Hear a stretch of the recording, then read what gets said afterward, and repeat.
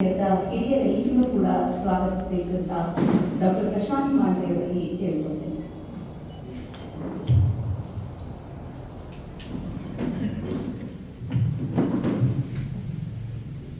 ಕಾರ್ಯಕ್ರಮದಲ್ಲಿ ನೆರೆದ ಎಲ್ಲರಿಗೂ ಸಂಜೆಯ ನಮಸ್ತೆ. ಧಾರವಾಡ ಆದಿಕವಿ ಮಹರ್ಷಿ ಶ್ರೀ ವಾಲ್ಮೀಕಿ ವಿಶ್ವವಿದ್ಯಾಲಯ ರಾಯಚೂರು, CVG ಪಬ್ಲಿಕೇಶನ್ ಬೆಂಗಳೂರು ಇವರ ಸಂಯುಕ್ತಾಶ್ರಯದಲ್ಲಿ ಜರುಗಲಿರುವ ಶೇಕ್ಸ್ಪಿಯರ್ ನಾಟಕಗಳ ಉಪನ್ಯಾಸ ಮಾಲಿಕೆ ಉದ್ಘಾಟನಾ ಸಮಾರಂಭದಲ್ಲಿ ನಮ್ಮ ಆಹ್ವಾನವನ್ನು ಸ್ವೀಕರಿಸಿ ಉದ್ಘಾಟಿತರಾಗಿ ಆಗಮಿಸಿರುವ ಕನ್ನಡದ ಮಹತ್ವ ಲೇಖಕರು, ರಾಯಚೂರಿನ ಆದಿಕವಿ ಮಹರ್ಷಿ ಶ್ರೀ ವಾಲ್ಮೀಕಿ ವಿಶ್ವವಿದ್ಯಾಲಯದ ಮಾನ್ಯ ಕುಲಪತಿಗಳಾದ ಶ್ರೀ ಶಿವಾನಂದ ಕಳಗಿಮುನಿಯವರಿಗೆ ನೆರೆದ ಎಲ್ಲ ಮಹನೀಯರ ಪರವಾಗಿ ಗೌರವಪೂರ್ವಕವಾದ ಸ್ವಾಗತವನ್ನು ಕೊಡಿಸ್ತೇವೆ. ಮೇಡಮ್ ಅವರು ಹೂಗುಚ್ಛಗಳ ಮೂಲಕ ಅವರಿಗೆ ಸ್ವಾಗತಿಸಿದರು ಅಂತ ಹೇಳ್ತಾರೆ. ಕಾರ್ಯಕ್ರಮದಲ್ಲಿ ಮುಖ್ಯ ಅತಿಥಿಗಳ ಸ್ಥಾನವನ್ನು ಅಲಂಕರಿಸಿರುವ ಡಾಕ್ಟರ್ ಗರಾ ಬೇಂದ್ರೆ ರಾಷ್ಟ್ರೀಯ ಸ್ಮಾರಕ ಟ್ರಸ್ಟ್ನ ಅಧ್ಯಕ್ಷರಾದ ಡಾಕ್ಟರ್ DM ಹಿರೇಮಠ ಅವರನ್ನು ಆತ್ಮೀಯವಾಗಿ ಸ್ವಾಗತಿಸುತ್ತಾರೆ. ಅವರಿಗೆ ಮೋಹನ್ ಅವರು ಹೂಗುಚ್ಛವನ್ನು ನೀಡಬೇಕಂತ ಕೇಳಬೇಕು.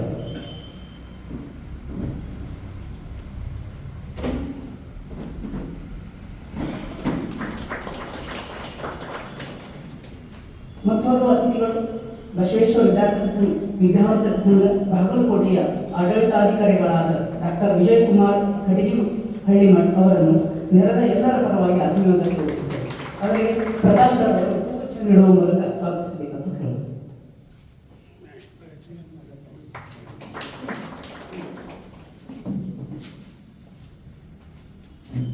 ಈ ಉದ್ಘಾಟನಾ ಸಮಾರಂಭಕ್ಕೆ ಅರ್ಥವಂತಿಕೆಯನ್ನು ತಂದುಕೊಡುವ ಸಲುವಾಗಿ ಎರಡು ಮಹತ್ವದ ವಿಷಯಗಳ ಮೇಲೆ ಬೆಳಕು ಚೆಲ್ಲಬೇಕೆಂದು ಇಬ್ಬರು ಮಹನೀಯರನ್ನು ಕೇಳಿಕೊಂಡಿದ್ದೇವೆ. ಶೇಕ್ಸ್ಪಿಯರ್ ನಾಟಕಗಳ ಈ ಹೊತ್ತಿನ ಓದು ಎನ್ನುವ ವಿಷಯದ ಕುರಿತು ಮಾತನಾಡಲಿರುವ ಲೇಖಕರು, ಹಿರಿಯ ಇಂಗ್ಲಿಷ್ ಪ್ರಾಧ್ಯಾಪಕರಾದ ಡಾಕ್ಟರ್ RG ಹೆಗಡೆ ಅವರನ್ನು ಎಲ್ಲರ ಪರವಾಗಿ ಈ ಸಮಾರಂಭಕ್ಕೆ ಆತ್ಮೀಯವಾಗಿ ಸ್ವಾಗತಿಸುತ್ತಾರೆ. ಡಾಕ್ಟರ್ ಮುಕುಂದ ಮಾಣಸರ್ ಅವರು ಹೂಗುಚ್ಛ ನೀಡುವ ಮೂಲಕ ಅವರಿಗೆ ಸ್ವಾಗತಿಸಿದರು.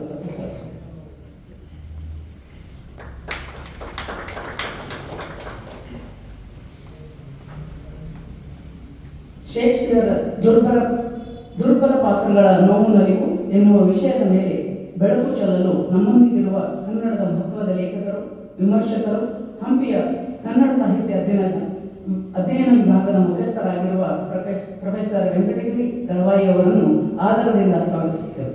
ಇವರಿಗೆ ಮೌನ ಬೆಳಕು ಅವರು ಹೂಗುಚ್ಛ ನೀಡುವ ಮೂಲಕ ಸ್ವಾಗತಿಸಬೇಕಂತ ಕೇಳ್ಕೊಳ್ತೇವೆ.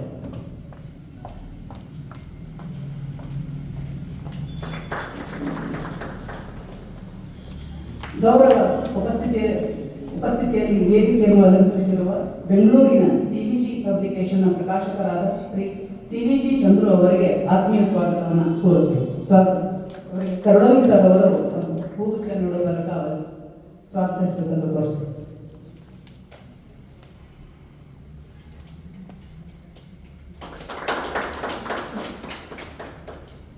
ಕಾರ್ಯಕ್ರಮದ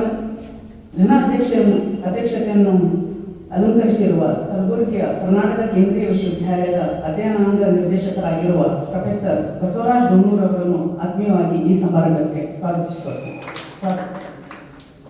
ಇವರಿಗೆ ಪ್ರಕಾಶ್ ಸರ್ ಅವರು ಹೂಗುಚ್ಛವನ್ನು ನೀಡಬೇಕಂತ ಹೇಳ್ತಾರೆ.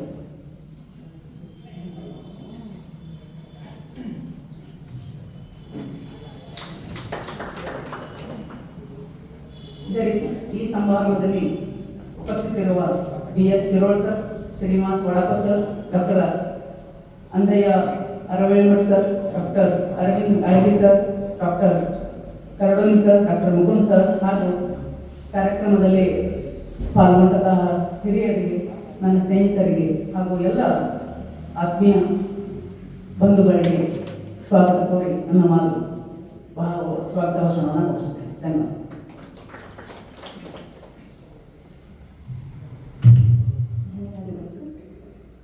ಕಾರ್ಯಕ್ರಮದ ಮುಖ್ಯ ಘಟ್ಟ ಉದ್ಘಾಟನಾ ಸಮಾರಂಭ. ಶೇಕ್ಸ್ಪಿಯರ್ ನಾಟಕಗಳ ಉಪನ್ಯಾಸ ಮಾಲಿಕೆಯ ಉದ್ಘಾಟನಾ ಸಮಾರಂಭ ಈಗ ಜರುಗಲಿದೆ. ಉದ್ಘಾಟಕರಾಗಿ ಆಗಮಿಸಿರುವ ಆದಿಕವಿ ಮಹರ್ಷಿ ಶ್ರೀ ವಾಲ್ಮೀಕಿ ವಿಶ್ವವಿದ್ಯಾಲಯ ರಾಯಚೂರದ ಕುಲಪತಿಗಳಾದ ಪ್ರೊಫೆಸರ್ ಶಿವಾನಂದ ಕೆಳಗಿಮುನಿ ಸರ್ ಅವರು ದೀಪ ಬೆಳಗುವುದು.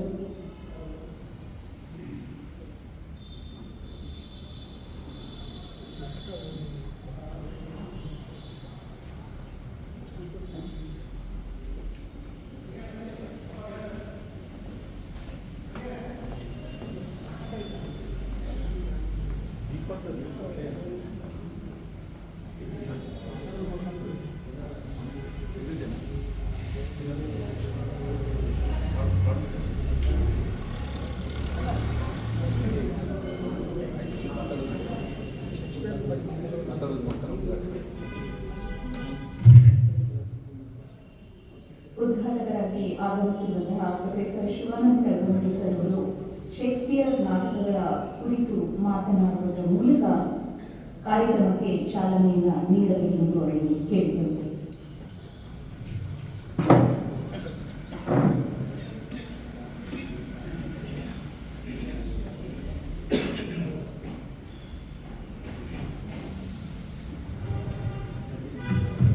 ಎಲ್ಲರಿಗೂ ನಮಸ್ಕಾರ.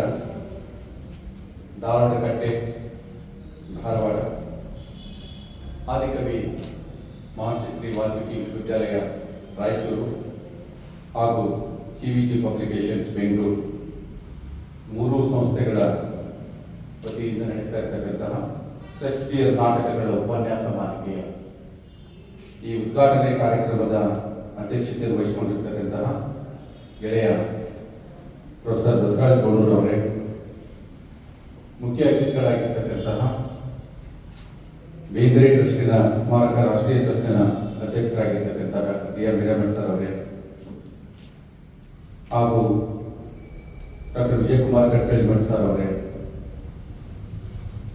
ವಿಶೇಷ ಉಪನ್ಯಾಸ ನೀಡಿರ್ತಕ್ಕಂಥ ಡಾಕ್ಟರ್ R.G. ಹೆಗ್ಡೆ ಸರ್ ಅವರೇ, ಹಾಗೂ ಇನ್ನೋರ್ವ ಗೆಳೆಯರಾಗಿರ್ತಕ್ಕಂಥ ವಿಶೇಷ ಉಪನ್ಯಾಸ ನೀಡುವ ಪ್ರೊಫೆಸರ್ ವೆಂಕಟೇರಿ ದಳವಾಯಿ ಅವರೇ, ಹಾಗೂ CVC ಪಬ್ಲಿಕೇಶನ್ಸ್ನ ಮಾಲೀಕರಾಗಿರ್ತಕ್ಕಂಥ ಶ್ರೀ ಶ್ರೀನಿವಾಸ್ ಚಂದ್ರು CVC ಚಂದ್ರು ಅವರೇ, ಹಾಗೂ ಪ್ರೊಫೆಸರ್ ಮುಳುಗುಂದ ಅವರೇ, ಮುಕುಂದ ಅಮಾಣಿ ಅವರೇ, ಪ್ರೊಫೆಸರ್ ಕರ್ರೋಣಿ ಅವರೇ, ಪ್ರೊಫೆಸರ್ ಶ್ರೀನಿವಾಸ್ ವಾಡಪ್ಪಿ ಅವರೇ, ಸುರೋಡ್ ಸರ್ ಅವರೇ, ಸುರೇಶ್ ದೊಡ್ಡಮನಿ ಅವರೇ, ಹಿರಿಯರೇ, ಎಲ್ಲ ನನ್ನ ಆತ್ಮೀಯ. ಶೇಕ್ಸ್ಪಿಯರ್ ನಾಟಕಗಳ ಉಪನ್ಯಾಸ ಮಾಲಿಕೆಯ ಅಂಗವಾಗಿ ಧಾರವಾಡ ಕಟ್ಟೆ ಬಹುತೇಕವಾಗಿ ಬಹಳ ವಿಶೇಷವಾಗಿರ್ತಕ್ಕಂತಹ ಸಾಹಿತ್ಯಿಕವಾದ ಕಾರ್ಯಕ್ರಮಗಳನ್ನು ಅದು ಹಮ್ಮಿಕೊಳ್ತಾನೆ ಬಂದಿರತಕ್ಕಂಥದ್ದು. ಆ ಹಿನ್ನೆಲೆ ಒಳಗಡೆ ಶೇಕ್ಸ್ಪಿಯರನ ಕುರಿತು ಸುಮಾರು 37 ನಾಟಕಗಳ ಮಾಲಿಕೆಯನ್ನು ಉಪನ್ಯಾಸ ಮಾಲಿಕೆಯ ಅಂಗವಾಗಿ ಏರ್ಪಡಿಸಿರ್ತಕ್ಕಂಥದ್ದು ನಿಜವಾಗಲೂ ಕೂಡ ಶ್ಲಾಘನೀಯವಾದದ್ದು. ಆ ಹಿನ್ನೆಲೆಯಲ್ಲಿ ಬಹುಶಃ ಕನ್ನಡ ಸಾಹಿತ್ಯದ ಪೂರ್ವ ಕಾಲಘಟ್ಟ ಅಂತ ಹೇಳಿದ್ರೆ ನವೋದಯದ ಪೂರ್ವ ಕಾಲಘಟ್ಟವನ್ನು ನಾವೊಂದು ಅನುವಾದಗಳ ಕಾಲಘಟ್ಟ ಅಂತ ಹೇಳಿ ಕೂಡ ಕರೀಬಹುದು. ಆ ಹಿನ್ನೆಲೆ ಒಳಗಡೆ ನವೋದಯದ ಪೂರ್ವದಲ್ಲಿ ಹೊಸಗನ್ನಡ ಸಾಹಿತ್ಯ ರೂಪುಗೊಳ್ಳುತ್ತಿರತಕ್ಕಂಥ ಕಾಲ ಸಂದರ್ಭದೊಳಗಡೆ ಕಾವ್ಯ, ಕಥೆ, ಕಾದಂಬರಿ, ನಾಟಕ, ಪ್ರಬಂಧ ಹೀಗೆ ಸೃಜನಶೀಲವಾಗಿ ರೂಪುಗೊಳ್ಳುವ ಎಲ್ಲ ಸಾಹಿತ್ಯ ಪ್ರಕಾರಗಳು ಅನುವಾದಗಳ ರೂಪದಲ್ಲಿ ಆರಂಭಗೊಂಡದ್ದು. ಅದು ಇಂಗ್ಲಿಷ್ ಸಾಹಿತ್ಯದ ಮೂಲಕ ಆಗಿರ್ಬೋದು, ಬಂಗಾಲಿ ಆಗಿರ್ಬೋದು, ಮರಾಠಿ ಆಗಿರ್ಬೋದು, ಉರ್ದು, ಪರ್ಷಿಯನ್ ಹೀಗೆ ಬೇರೆ ಬೇರೆ ಭಾಷೆಗಳಿಂದ ರೂಪಾಂತರಗೊಳ್ತಿರತಕ್ಕಂಥ ಸಂದರ್ಭದೊಳಗಡೆ ಇಂಗ್ಲಿಷಿನಿಂದ ಅನೇಕ ಕೃತಿಗಳು ಪ್ರಕಟಗೊಂಡು ಆಂಗ್ಲ ಕವಿತಾವಳಿ ಅಂತಲೇ ಪ್ರಕಟಗೊಂಡಿತು. ಆಮೇಲೆ BM ಶ್ರೀಯವರ ಇಂಗ್ಲಿಷ್ ಗೀತೆಗಳು ಅಂತ ಹೇಳಿ ಪ್ರಕಟಗೊಂಡು ಆಮೇಲೆ ಅನೇಕ ನಾಟಕಗಳು, ಬಹುತೇಕವಾಗಿ ಶೇಕ್ಸ್ಪಿಯರ್ನ ನಾಟಕಗಳು ಕನ್ನಡಕ್ಕೆ ಒಂದು ಹೊಸ ಸಂಚಲನವನ್ನು ಉಂಟು ಮಾಡಿದ್ರು ಅಂತ ಹೇಳ್ಬೋದು. ಯಾಕಂದರೆ ಅಲ್ಲಿಯವರೆಗೆ ನಮ್ಮ ಸಾಹಿತ್ಯ 18ನೇ ಶತಮಾನದವರೆಗೂ ಕೂಡ ಯಾವುದೇ ಪ್ರಕಾರವನ್ನು ತೆಗೆದುಕೊಂಡು ಅದು ಕಾವ್ಯಾತ್ಮಕವಾಗಿಯೇ ಇರುವಂಥದ್ದು. ಹಳಗನ್ನಡದಿಂದ ಹಿಡಿದು ನಡುಗನ್ನಡದ ಅಥವಾ ಹೊಸಗನ್ನಡದ ಪೂರ್ವದ ಒಳಗಡೆ ನೀವು ಯಾವನನ್ನ ಕನ್ನಡ ಸಾಹಿತ್ಯದ ಮುಂಗೋಳಿ ಅಂತೇಳಿ ಮುದ್ದಣನ ಕರೀತಾರೋ ಅವರು ಕೂಡ ಕಾವ್ಯಾತ್ಮಕವಾದ ರೀತಿಯಲ್ಲೇ ಹಳಗನ್ನಡದ ರೀತಿಯಲ್ಲಿ ಹೊಸಗನ್ನಡದ ಒಂದು ವಸ್ತುವನ್ನು ಇಟ್ಕೊಂಡು ಬರೀತಾ ಇರತಕ್ಕಂಥದ್ದನ್ನು ನಾವು ಕಾಣ್ತೀವಿ. ಆದರೆ ಶೇಕ್ಸ್ಪಿಯರ್ನ ನಾಟಕಗಳು ಕನ್ನಡಕ್ಕೆ ಅನುವಾದಗೊಳ್ಳುವುದರ ಮೂಲಕವಾಗಿ ಅಲ್ಲಿರ್ತಕ್ಕಂಥ ವಸ್ತು ನಿರ್ವಹಣೆ, ಭಾಷೆ, ಶೈಲಿ, ಪಾತ್ರಚಿತ್ರಣ, ಪ್ರಸಂಗ, ಸನ್ನಿವೇಶ ಇವೆಲ್ಲವುಗಳು ಕೂಡ ಕನ್ನಡಕ್ಕೆ ಒಂದು ಹೊಸ ಮನೋಧರ್ಮವಾಗಿ, ಹೊಸ ರೀತಿಯ ಶೈಲಿಗಳಾಗಿ ಆಗಮನವಾದದ್ದು. ಬಹುಶಃ ಒಂದು ರೀತಿ ಒಳಗಡೆ ಎಷ್ಟು ವಿಚಿತ್ರವಾದದ್ದು ಅಂತ ಹೇಳಿದ್ರೆ, ಅವರು ನೇರವಾಗಿ ಶೇಕ್ಸ್ಪಿಯರ್ ನಾಟಕಗಳು ಹೇಗಿರುವೋ ಹಾಗೆ ಅವುಗಳನ್ನು ಅನುವಾದಗಳನ್ನು ಮಾಡಲಿಲ್ಲ, ಅವುಗಳನ್ನು ರೂಪಾಂತರಿಸಿಕೊಂಡು ಕನ್ನಡದ ಮನಸ್ಸಿಗೆ, ಕನ್ನಡದ ನೆಲಕ್ಕೆ ಒದ್ದಿಕೊಳ್ಳುವ ಹಾಗೆ ಮತ್ತು ಅಲ್ಲಿರ್ತಕ್ಕಂತಹ ತಲೆಬರಗಳನ್ನು ಕೂಡ ಬದಲಾಯಿಸಿದರು. ಚಾರಿತ್ರಿಕವಾದ ಹಿನ್ನೆಲೆಗಳನ್ನು ಇಟ್ಕೊಂಡು ಆ ರೀತಿ ಒಳಗಡೆ ಒಥೆಲೋ ನಾಟಕವನ್ನ ವೀರಶೈವ ಚರಿತ್ರೆ ಅಂತ ಹೇಳಿದಂಥದ್ದು ಬರೋದು. ಅಂದರೆ ಇಲ್ಲಿಯ ಜನರಿಗೆ, ಇಲ್ಲಿರ್ತಕ್ಕಂಥ ಓದುಗರಿಗೆ ಅದು ಆಪ್ತವಾಗಲಿ ಅನ್ನುವಂಥದ್ದು. ಯಾಕಂದ್ರೆ ಪುರಾಣ ಜಗತ್ತನ್ನ ಮತ್ತು ಇಲ್ಲಿರ್ತಕ್ಕಂಥ ಆಧ್ಯಾತ್ಮಿಕ ನೆಲೆಗಳ ಮೂಲಕವಾಗಿರುವ ಸಾಹಿತ್ಯವನ್ನ ಗ್ರಹಿಸಿಕೊಂಡವರಿಗೆ ಈ ರೀತಿಯ ಹೊಸ ಬಗೆಯಾಗಿರ್ತಕ್ಕಂತಹ ಒಂದು ರೀತಿಯ ಆಧುನಿಕ ಗದ್ಯದ ರೀತಿಯಲ್ಲಿ, ಆಡು ಮಾತಿನ ಶೈಲಿಗಳ ಒಳಗಡೆ ಒಳಗೊಂಡಿರ್ತಕ್ಕಂಥ ರೀತಿಯಲ್ಲಿ ಈ ನಾಟಕಗಳು ಕನ್ನಡಕ್ಕೆ ಬಂದಾಗ ಇದನ್ನು ಜನಗಳು ಬಹಳ ದಿಗ್ಭ್ರಮೆಯಿಂದ ಆಹ್ವಾನ ಮಾಡಿಕೊಂಡರು. ಮತ್ತು ಅವುಗಳು ಬಹುಮುಖ್ಯವಾಗಿ ಶೇಕ್ಸ್ಪಿಯರ್ ಬರೆದಿರ್ತಕ್ಕಂಥ ನಾಟಕಗಳು ಬಹಳ ಹಾಸ್ಯ ಮತ್ತು ದುರಂತ ನಾಟಕಗಳ ಹಿನ್ನೆಲೆಯಲ್ಲಿ ಆ ನಾಟಕಗಳು ಬಂದದ್ದು. ಇದು ಒಂದು ಹೊಸ ಬಗೆಯ ಸಂಚಲನವನ್ನ ಉಂಟು ಮಾಡಿಕೊಂಡು ಕೂಡ ಹೇಳ್ಬೋದು. ಆ ಹಿನ್ನೆಲೆ ಒಳಗಡೆ ಹೊಸಗನ್ನಡ ಸಾಹಿತ್ಯಕ್ಕೆ ಒಂದು ವೈಚಾರಿಕತೆಯ ಮತ್ತು ಒಂದು ರೀತಿ ಒಳಗಡೆ ಸಾಹಿತ್ಯದಲ್ಲಿ ಒಂದು ಹೊಸ ಬಗೆಯ ಆಲೋಚನಾ ಕ್ರಮಗಳನ್ನ ಅದು ಹುಟ್ಟು ಹಾಕಿತು ಅಂತ ಹೇಳ್ಬೋದು. ಒಂದು ಕನ್ನಡ ಸಾಹಿತ್ಯಕ್ಕೆ ಒಂದು ಪ್ರಜ್ಞಾವಲಯವನ್ನು ವಿಸ್ತರಿಸುವಲ್ಲಿ ಶೇಕ್ಸ್ಪಿಯರ್ ನಾಟಕಗಳು ಬಹಳ ಮಹತ್ವದವಾದ ಪಾತ್ರವನ್ನು ವಹಿಸಿದವು ಅಂತ ಹೇಳ್ಬೋದು. ಹೀಗಾಗಿ ಬಹುಶಃ ಅವತ್ತಿನ ಅಭಿನವ ಕಾಳಿದಾಸ ಅಂತ ಹೇಳಿ ಕರೆಸ್ಕೊಳ್ತಿರ್ತಕ್ಕಂಥ ಬಸಪ್ಪ ಶಾಸ್ತ್ರಿಗಳು ಅವರು ಒಥೆಲೋ ನಾಟಕವನ್ನು ಕನ್ನಡಕ್ಕೆ ಅನುವಾದವನ್ನು ಮಾಡಿದರು. ನಾನು ಆಗಲೇ ಹೇಳಿದಾಗ ಸೂರ್ಯಶೈಲ ಚರಿತ್ರೆ ಅಂತ ಹೇಳಿ ಕೂಡ ಕರೆದರು. ಆಮೇಲೆ ಎಂ.ಎಲ್. ಶ್ರೀಕಂಠ ಶಾಸ್ತ್ರಿಗಳು ಅವರು ಶೇಕ್ಸ್ಪಿಯರ್ನ ಮ್ಯಾಕ್ಬೆತ್ ನಾಟಕವನ್ನ ಮತ್ತು ಎಂ.ಎಸ್. ಎಡ್ಸ್ಮಿಯರ್ ನೈಟ್ಸ್ ಡ್ರೀಮ್ ಅನ್ನುವಂಥ ನಾಟಕವನ್ನ ಅನುಕ್ರಮವಾಗಿ ಪ್ರತಾಪರುದ್ರದೇವ ಅನ್ನುವಂಥ ಹೆಸರಿನೊಳಗಡೆ ಮತ್ತು ಇನ್ನೊಂದು ಪ್ರಮಿಳಾರ್ಜುನಿಯ ಇವು ಕನ್ನಡದ ತಲೆಬರಗಳು, ಶೇಕ್ಸ್ಪಿಯರ್ನ ತಲೆಬರಗಳಲ್ಲ. ಆ ರೀತಿಯಲ್ಲಿ ಇವುಗಳನ್ನ ಅನುವಾದ ಮಾಡಿದರು. ಚುರುಗರಿ ಶೇಷಗಿರಿ ರಾಯರು ಕೂಡ ಒಥೆಲೋ ನಾಟಕವನ್ನ ಮತ್ತು ಸಿ ಆನಂದರಾವ್ ರೋಮಿಯೋ ಜೂಲಿಯಟ್ ನಾಟಕವನ್ನ, ರಾಮವರ್ಮ ಲೀಲಾವತಿ ಅನ್ನುವಂಥ ಹೆಸರುಗಳಲ್ಲಿ ಅವುಗಳನ್ನು ಪ್ರಕಟಿಸಿದರು. ಡಿ.ವಿ.ಜಿ. ಅವರು ಕೂಡ ಮ್ಯಾಕ್ಬೆತ್ ನಾಟಕವನ್ನ ಬಹಳ ಸೊಗಸಾದ ರೀತಿ ಒಳಗಡೆ ಅದು ನಾಟಕವನ್ನ ಮಾಡಿದರು. ಆದರೆ ಅದು ಹೇಗಿದೆಯೋ ಹಾಗೆ ಮಾಡಿದಂಥ ಮೊದಲ ನಾಟಕಕಾರ ಯಾರಂದ್ರೆ ಅದು ಡಿ.ವಿ.ಜಿ. ಅವರು. ಕುವೆಂಪುರವರು ಕೂಡ ಹ್ಯಾಮ್ಲೆಟ್ ನಾಟಕವನ್ನ, ರಕ್ತಾಕ್ಷಿ ಅನ್ನುವಂಥ ಹೆಸರಿನೊಳಗಡೆ ಟೆಂಪೆಸ್ಟ್ ನಾಟಕವನ್ನ, ಬಿರುಗಾಳಿ ಅನ್ನುವಂಥ ಹೆಸರಿನಲ್ಲಿ ಅದನ್ನ ಪ್ರಕಟಣೆಯನ್ನು ಮಾಡಿದರು. ಮಾಸ್ತಿಯವರು ಕೂಡ ಕೆಲವು ನಾಟಕಗಳನ್ನ ಅನುವಾದವನ್ನು ಮಾಡಿದರು. ಆದರೆ ಬಹುತೇಕವಾಗಿ ಇಂಗ್ಲಿಷ್ ಅತಿ ಹೆಚ್ಚು ನಾಟಕಗಳನ್ನು ಅನುವಾದ ಮಾಡಿದವರು ಕೆ.ಎಸ್. ಭಗವಾನ್ ಅವರು. ಬರ್ನಾಡ್ ಶಾ ಅಂತ ಹೇಳ್ಕೊಂಡು ಅನೇಕ ನಾಟಕಗಳನ್ನ ಅವರು ಕನ್ನಡಕ್ಕೆ ತಂದರು. ಚಂದ್ರಶೇಖರ್ ಕಂಬಾರ್ ಅವರು ಕೂಡ ಮ್ಯಾಕ್ಬೆತ್ ನಾಟಕವನ್ನ ಮಾರಿ ಕಾಡು ಅನ್ನುವಂಥ ಹೆಸರಿನೊಳಗಡೆ ಅದನ್ನ ಪ್ರಕಟಿಸಿದರು. ಹೀಗೆ ಕನ್ನಡ ಸಾಹಿತ್ಯಕ್ಕೆ ಒಂದು ರೀತಿಯಲ್ಲಿ ಅದು ಅನುವಾದಗಳ ಒಂದು ಸುವರ್ಣ ಕಾಲ. ಎಲ್ಲಾ ಬಗೆಯಾಗಿರ್ತಕ್ಕಂಥ ಅನುವಾದಗಳು ಕನ್ನಡ ಸಾಹಿತ್ಯಕ್ಕೆ, ಹೊಸಗನ್ನಡ ಸಾಹಿತ್ಯವನ್ನು ಶ್ರೀಮಂತಗೊಳಿಸಿದಂಥ ಕೀರ್ತಿ ಆ ಕಾಲದ ಅನುವಾದಕರಿಗೆ ಸಲ್ಲುವಂಥದ್ದು. ಬಹುತೇಕವಾಗಿ ಮಧ್ಯಮ ವರ್ಗದವರು ಇರುವಂತಹ ಅವತ್ತಿನ ಸಂದರ್ಭದೊಳಗಡೆ ಈ ಒಂದು ಬಗೆಯ ಹಾಸ್ಯಮಯವಾಗಿ, ಮನೋರಂಜನೆಯಾಗಿ ಇರ್ತಕ್ಕಂಥ ನಾಟಕವನ್ನು, ಅಂದರೆ ಒಂದು ಕಡೆಗೆ ಅತ್ಯಂತ ಮೇಲ್ವರ್ಗದಲ್ಲಿರ್ತಕ್ಕಂಥವರಿಗೆ ದರ್ಶನವಾಗಿ, ಮಧ್ಯಮ ವರ್ಗದವರಿಗೆ ಒಂದು ಸಾಮಾಜಿಕ ತಿಳುವಳಿಕೆಯಾಗಿ, ಕೆಳವರ್ಗದವರಿಗೆ ಒಂದು ಮನೋರಂಜನೆಯಾಗಿ ಸಿಗುವ ರೀತಿ ಒಳಗಡೆ ಅವತ್ತಿನ ನಾಟಕಗಳು. ಬಹುತೇಕವಾಗಿ ಹೊಸಗನ್ನಡದ ಸಾಹಿತ್ಯದ ಉದಯ ಕಾಲದೊಳಗಡೆ ಅತಿ ಹೆಚ್ಚು ವಿಜೃಂಭಿಸುವುದು ಯಾವುದಂತ ಹೇಳಿದ್ರೆ ಅದು ರಂಗಭೂಮಿ. ಹಾಗಾಗಿ ಆ ಸಂಸ್ಕೃತದ ನಾಟಕಗಳ ಜೊತೆಗೆ ಇಂಗ್ಲಿಷಿನ ನಾಟಕಗಳು ಕೂಡ ಅತಿ ಹೆಚ್ಚು ನಾಟಕಗಳು ಕನ್ನಡಕ್ಕೆ ಅನುವಾದಗೊಂಡವು ಅನ್ನುವಂಥದ್ದನ್ನು ಎಂ.ಎಸ್. ಪುಟ್ಟಣ್ಣ ಇವರನ್ನು ಹೇಳ್ಕೊಂಡು MB. ರಾಮರಾಯ್, Annajirao Malleshwar, KM. Karibasayya, SG. ನರಸಿಂಹಾಚಾರ್ಯರು, ಈಗ ಅನೇಕರು. ಎಷ್ಟು ದೀರ್ಘ ಅಂತ ಹೇಳಿದ್ರೆ 1.5 ಶತಮಾನಗಳ ಕಾಲದಷ್ಟು ಸುದೀರ್ಘವಾಗಿ ಶೇಕ್ಸ್ಪಿಯರ್ನ ನಾಟಕಗಳು ನಿರಂತರವಾಗಿ ಅನುವಾದಗಳನ್ನು ಕೊಂಡರು. ಹೀಗಾಗಿ ಬಹುತೇಕವಾಗಿ ಕನ್ನಡದ ಒಳಗಡೆ ಒಂದು ವೈಚಾರಿಕತೆಯನ್ನು ವಿಸ್ತರಿಸಿಕೊಳ್ಳುವಲ್ಲಿ ಬಹುಮುಖ್ಯವಾದಂಥ ಕಾಳಜಿಗಳನ್ನು ವಹಿಸಿದ್ದು ಕೂಡ ಈ ಶೇಕ್ಸ್ಪಿಯರ್ನ ನಾಟಕಗಳ ಅನುವಾದದ ಒಂದು ಪ್ರವೃತ್ತಿ ಅಂತ ಹೇಳ್ಬೋದು. ಇದರ ಜೊತೆಗೆ ಬಹಳ ಮುಖ್ಯವಾಗಿ ಸಾಹಿತ್ಯದ ಜೊತೆಗೆ ರಂಗಭೂಮಿ ಮತ್ತು ಸಿನಿಮಾಗಳಿಗೆ ಶೇಕ್ಸ್ಪಿಯರ್ನ ನಾಟಕಗಳ ಅಪಾರವಾದಂಥ ಕೊಡುಗೆಯನ್ನ ಕೊಟ್ಟು ಅಂತ ಹೇಳ್ಬೋದು. ಬಹುಶಃ ಕಿಂಗ್ ಲಿಯರ್ ನಾಟಕದಂಥದ್ದು, ಪಾಪಣ್ಣ ವಿಜಯ, ಗುಣಸುಂದರಿ ಎನ್ನುವಂಥ ಹೆಸರಿನೊಳಗಡೆ ಯಕ್ಷಗಾನಗಳಾಗಿತ್ತು. ಆಮೇಲೆ ಪೀಸೂಪ್ ಟು ದಿ ಕನ್ಕಾರ್ ಅನ್ನುವಂತಹ ಹಾಸ್ಯಮಯ ನಾಟಕ ಇಡೀ ಭಾರತೀಯ ಸಿನಿಮಾವನ್ನ ಆಳಿತು ಅಂತ ಹೇಳ್ಬೋದು.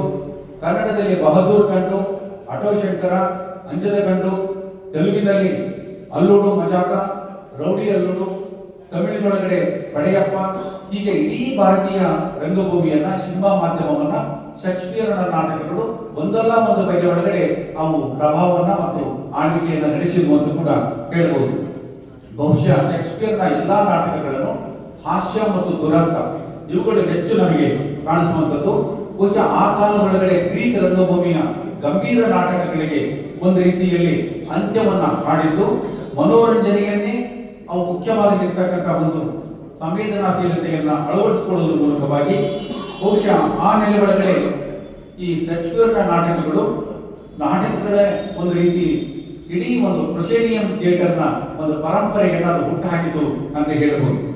ಆದರೆ ನಾಟಕಗಳು ನಮಗೆ ಎಷ್ಟರ ಮಟ್ಟಿಗೆ ಅಂತ ಹೇಳಿದ್ರೆ, ಹ್ಯಾಮ್ಲೆಟ್ ನಾಟಕದಲ್ಲಿ ಬರ್ತಾ ಇರ್ತಕ್ಕಂಥ ಒಂದು ಡೈಲಾಗ್ ಅದು ಎಷ್ಟು ಫೇಮಸ್ ಆಯಿತು ಈ ಇಡೀ ಭಾರತೀಯ ಸಾಹಿತ್ಯದ ಒಳಗಡೆ ಅಂತ ಹೇಳಿದ್ರೆ, ನಾಟ್ ಟು ಬಿ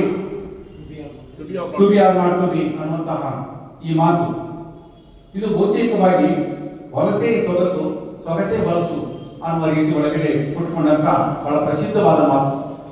ಈ ಮಾತುಗಳು ಶೇಕ್ಸ್ಪಿಯರ್ನ ಬಹುತೇಕವಾಗಿ ಆತನ ರಚನೆ, ಪಾತ್ರ ಚಿತ್ರಣ, ಸಂಭಾಷಣೆ, ಶೈಲಿ ಇವೆಲ್ಲವೂ ಕೂಡ ಹೊಸ ರೀತಿಯ ಉದಯೋನ್ಮುಖ ಬರಹಗಾರರಿಗೆ, ನಾಟಕಗಾರರಿಗೆ ಒಂದು ಬಗೆಯ ಉತ್ಸವದ ರೀತಿ ಒಳಗಡೆ ಕಾಣಿಸಿತು. ಅಂದ್ರೆ ನಾಟಕಗಳನ್ನ ಈ ರೀತಿಯಲ್ಲಿ ರಚನೆ ಮಾಡಬಹುದು, ಬರೆಯಬಹುದು ಅನ್ನುವಂಥದ್ದನ್ನು ಬಹುಶಃ ಶೇಕ್ಸ್ಪಿಯರು ಆತ ತನ್ನ ಕಾಲದ ಅಥವಾ ತನ್ನ ಚರಿತ್ರೆಯ ಹಿನ್ನೆಲೆ ಒಳಗಡೆ ಇರುವಂತಹ ಅನೇಕ ರಂಗಗಳನ್ನು ಇಟ್ಕೊಂಡು ಆತ ಬರೆದ ಅನ್ನುವಂಥದ್ದು. ಬಹುಶಃ ನಾನು ಡೂನರ್ ಅವರಿಗೆ ಕೇಳಿದೆ, ಶೇಕ್ಸ್ಪಿಯರ್ ಅಭಿಮಾನ ಮತ್ತು ತಕರಾರು ಎರಡನ್ನು ಮಾಡಬಹುದು ಅಂತ ಹೇಳಿ. ಶೇಕ್ಸ್ಪಿಯರ್ ವಿಶ್ವಕ್ಕೆ ಕೊಟ್ಟಂತ ಬಹುದೊಡ್ಡ ಕೊಡುಗೆಯನ್ನ ನೋಡುವುದರ ಜೊತೆಗೆ ಆತನ ಪ್ರಶ್ನಾತೀತ ಅಂತ ಹೇಳಿ ಕೂಡ ಹೇಳೋ ಹಾಗಿಲ್ಲ. ಆತನಿಗೂ ಕೂಡ ಕೆಲವು ಪೂರ್ವಗ್ರಹಿತವಾಗಿರ್ತಕ್ಕಂಥ ಮನಸ್ಥಿತಿಗಳಿತ್ತು. ಆತನ ಅನೇಕ ನಾಟಕಗಳಲ್ಲಿ ಕೂಡ ನಮಗದು ಕಾಣಿಸುತ್ತೆ. ನೀವು ಒತ್ತುಲದಂಥ ನಾಟಕವನ್ನು ನೋಡಿದರೆ ಬಹುತೇಕವಾಗಿ ಅಲ್ಲಿ ಬರ್ತಾ ಇರ್ತಕ್ಕಂಥ ಟೆಸ್ಟ್ಗಳು ಬಿಳಿಯಳಾಗಿರ್ತಕ್ಕಂಥವಳು ಮತ್ತು ತುಂಬಾ ಸುಂದರಿಯಾಗಿರ್ತಕ್ಕಂಥವಳು. ಆದರೆ ಆ ಒತ್ತಲು ಅವನ ಕಪ್ಪಾಗಿದ್ದರಿಂದ ಅವನ ಬಿಳಿಯ ಹೆಂಗಸರ ಬಗ್ಗೆ ಇರತಕ್ಕಂಥ ಒಂದು ಪೂರ್ವಪೀಡಿತವಾದಂಥ ಮನಸ್ಸು. ಯಾಕೆಂತ ಹೇಳಿದ್ರೆ ಆತನಿಗೆ ಬಿಳಿಯ ಹೆಂಗಸರ ಬಗ್ಗೆ ನಂಬಿಕೆ ಇರುವುದಿಲ್ಲ. ಅವರು ಬಹಳ ಬೇಗ ಶೀಲವನ್ನು ಕಳ್ಕೊಳ್ತಾರೆ ಅನ್ನುವಂಥ ಮನಸ್ಥಿತಿ. ಅವನು ಏನನ್ನ ಜಗಳಗಳ ಆಗಿ ಕೋರ್ಟಲ್ಲಿ ತೀರ್ಪು ಬಂದಾಗಲೂ ಕೂಡ ನಾನು ಅವನನ್ನು ಸ್ವೀಕರಿಸೋದಿಲ್ಲ, ಈ ಘಟನೆ ನಡೆದೇ ಇದ್ರೂ ಕೂಡ ನಾನು ಅವನನ್ನು ಕೈ ಬಿಡ್ತಾಗಿದ್ದೆ ಅಂತ ಹೇಳಿದ್ರೆ, ಯಾಕೆ ಅಂತ ಹೇಳಿದ್ರೆ ಅವನು ಬಿಳಿಯ ಹೆಂಗಸು, ಅವಳಿಗೆ ಕ್ಯಾರೆಕ್ಟರ್ ಇಟ್ಕೊಳ್ಳೋ ಸ್ವಭಾವ ಇಲ್ಲ ಅಂತ ಹೇಳಿ. ಯಾಕೆ ಅಂತ ಹೇಳಿದ್ರೆ ಅವನು ಕರಿಯನಾಗಿದ್ದ, ಅವನು ಕಪ್ಪಾಗಿದ್ದ ಅನ್ನುವಂಥದ್ದು. ಬಹುತೇಕವಾಗಿ ಹೀಗೆ ಜನಾಂಗದ ಹಿನ್ನೆಲೆ ಒಳಗಡೆ ಕಪ್ಪು ಬಿಳುಪಿನ ಬಣ್ಣದ ನೆಲೆ ಒಳಗಡೆ ಮನೋಧರ್ಮಗಳನ್ನ ಮತ್ತು ಮನೋವಿಶ್ಲೇಷಣೆಗಳನ್ನ ನೋಡುವಂತ ಕ್ರಮ ಕೂಡ ಅದು ಸರಿಯಾದ ಕ್ರಮ ಅಲ್ಲ ಅನ್ನುವಂಥದ್ದು ನನ್ನ ಮಾತಿನ ಅರ್ಥ. ಹೀಗಾಗಿ ಬಹುತೇಕ ಆತ ಈ ಉತ್ತಮ ನಾಟಕದಲ್ಲಿ ಬರುವಂತ ಮೋರು ಎನ್ನುವಂತ ಪದವನ್ನು ಬಳಸ್ತಾನೆ.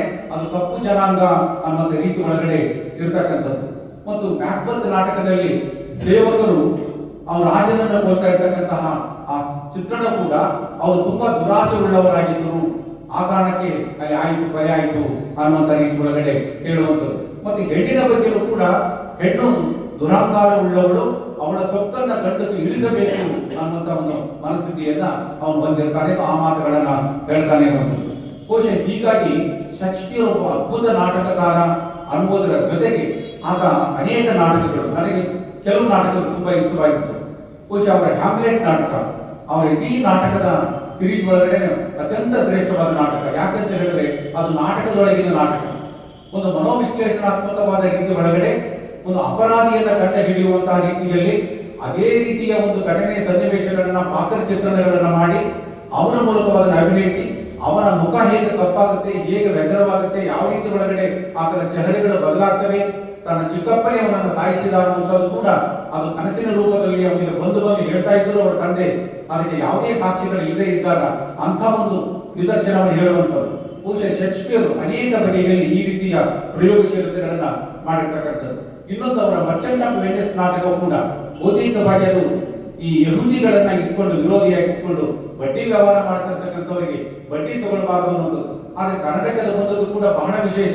ಮಾರ್ವಾಡಿ ಮತ್ತು ಇರ್ತಕ್ಕಂತಹ ಈ ಶೆಟ್ರು ಇವರುಗಳನ್ನ ಇಟ್ಕೊಂಡು ರಚನೆ ಆಗಿರ್ತಕ್ಕಂಥದ್ದು.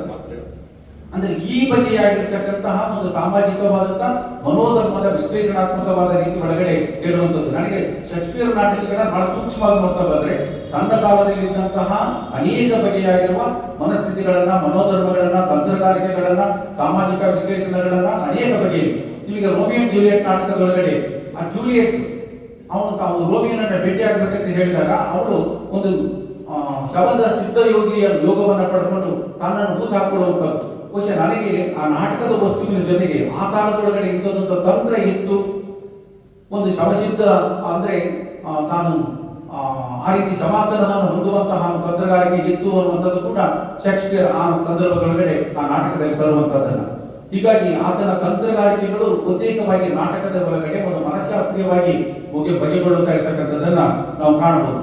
ಹೀಗಾಗಿ ಜೂಲಿಯಸ್ ಸೀಸರ್ ನಾಟಕವು ಕೂಡ ರಾಜಕೀಯದ ಒಂದು ಕುಟಿಲತೆಯನ್ನು ಹೇಳುವಂತಹ ಬಹಳ ಅದ್ಭುತವಾದಂತಹ ನಾಟಕ. ಬಹುಶಃ ಜಗತ್ತಿನ ಅನೇಕ ಓದುಗರನ್ನ ಸೆಳೆದಿರ್ತಕ್ಕಂತಹ ಶೇಕ್ಸ್ಪಿಯರ್ ಒಂದು ಚಾರಿತ್ರಿಕವಾದ ರೀತಿ ಒಳಗಡೆ ನಮಗೆ ಬಹಳ ಮಹತ್ವದ ನಾಟಕಕರಾಗಿ ಕಾಣಿಸ್ಕೊಳ್ತಾ ಹೋಗ್ತಾನೆ. ಆದರೆ ಇದನ್ನ ಇವತ್ತಿಗೂ ಕೂಡ ನಮಗೆ ಒಂದು ಸಾಮಾಜಿಕವಾದ ಮಾದರಿಯಲ್ಲಿ ಇವು ಕನ್ನಡಕ್ಕೆ ಅನುವಾದವಾಗಿಲ್ಲ. ಒಂದು ರೀತಿ ಪುರಾಣದ ರೀತಿ ಒಳಗಡೆ, ಚರಿತ್ರೆಯ ರೀತಿ ಒಳಗಡೆ ಕನ್ನಡಕ್ಕೆ ಅನುವಾದವಾಗಿರ್ತಕ್ಕಂಥದ್ದನ್ನು ಕೂಡ ನಾವು ನೋಡಬಹುದು. ಇವೆಲ್ಲದರ ಹಿನ್ನೆಲೆ ಒಳಗಡೆ ಶೇಕ್ಸ್ಪಿಯರ್ ನಾಟಕದ ಒಂದು ಸಿರೀಸ್ ಅನ್ನ ಇವತ್ತು ನಾನು ಬಹಳ ಸಂತೋಷದಿಂದ ಉದ್ಘಾಟನೆಯನ್ನು ಮಾಡಿದ್ದೇನೆ. ಇಂತಹ ಒಂದು ಕಾರ್ಯಕ್ರಮವನ್ನ ಧಾರವಾಡಕಟ್ಟೆ ನಿರಂತರವಾಗಿ ಅದು ಸಾಹಿತ್ಯಿಕವಾಗಿರ್ತಕ್ಕಂಥ ಚರ್ಚೆಗಳನ್ನ ಮಾಡ್ತಾ ಇರತಕ್ಕಂಥದ್ದು. ಅದು ಬಹುತೇಕವಾಗಿ ನಮ್ಮ ಸಾಹಿತ್ಯ, ಚರಿತ್ರೆ, ಸಂಸ್ಕೃತಿ, ವೈಚಾರಿಕತೆ ಹೀಗೆ ಕನ್ನಡದ ಒಂದು ಪ್ರಜ್ಞಾವಲಯವನ್ನು ವಿಸ್ತರಿಸುವಲ್ಲಿ ಧಾರವಾಡಕಟ್ಟೆ ಕೂಡ ಬಹಳ ಮಹತ್ವದವಾದ ಪಾತ್ರವನ್ನ ವಹಿಸುತ್ತೆ ಅಂತ ಹೇಳ್ತಾ, ಬಹುಶಃ ಕನ್ನಡದ ಒಂದು ಯೋಚನಾ ಕ್ರಮವನ್ನ ಗಾಢವಾಗಿ ಇನ್ನಷ್ಟು ಅದು ತೆರೆದುಕೊಳ್ಳಲಿ ಮತ್ತು ಭಾರತೀಯ ಸಂಸ್ಕೃತಿ ಸಾಹಿತ್ಯಕ್ಕೆ ಒಂದು ಚಿಂತನಾ ಕ್ರಮಕ್ಕೆ ಒಂದು ಕೊಡುಗೆಯಾಗಿ ನೀಡಲಿ ಅಂತ ಹೇಳ್ತಾ ನನ್ನ ಮಾತುಗಳಿಗೆ ವಿರಾಮ ನೀಡ್ತಾ ನನ್ನ ಮಾತು ಮುಗಿಸ್ತಾ ಇದ್ದೇನೆ. ನಮಸ್ಕಾರ.